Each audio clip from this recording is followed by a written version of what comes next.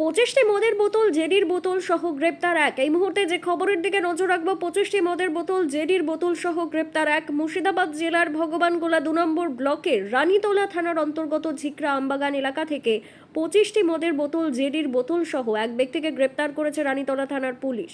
Police সূত্রে জানা যাচ্ছে, আটক ব্যক্তির নাম তারিকুল শেখ। এই তারিকুল শেখকে রানীতলা থানার অন্তর্গত ধিকরা আমবাগান সংলগ্ন এলাকা থেকে 25টি জেডি মদের বোতল সহ তাকে ধরা হয়েছে। পুলিশ সূত্রে আরও জানা যাচ্ছে, রানীতলা থানার অন্তর্গত ঝিকরা আমবাগান সংলগ্ন এলাকায় পুলিশি টহলদারির সময় তাকে দেখে সন্দেহ হয়। তারপর তাকে পুলিশ আটক করে। তারপর তার কাছ থেকে 25 বোতল জেডি মদ উদ্ধার হয়। তারপর পুলিশ তাকে অ্যারেস্ট করে। পুলিশ তাকে থানায় নিয়ে গিয়ে জিজ্ঞাসাবাদ করার পর লালবাগ আদালতে পাঠানো হয়, এমনটাই জানা যাচ্ছে পুলিশ সূত্রে। রানীতলা থানা এলাকার প্রশংসনীয় ওসি অরিজিৎ ঘোষ মহাশয় একটার পর একটা বড় সাফল্য অর্জন করে চলেছেন। নেশামুক্ত সমাজ গড়ার প্রয়াস চালিয়ে যাচ্ছেন ওসি অরিজিৎ ঘোষ মহাশয়।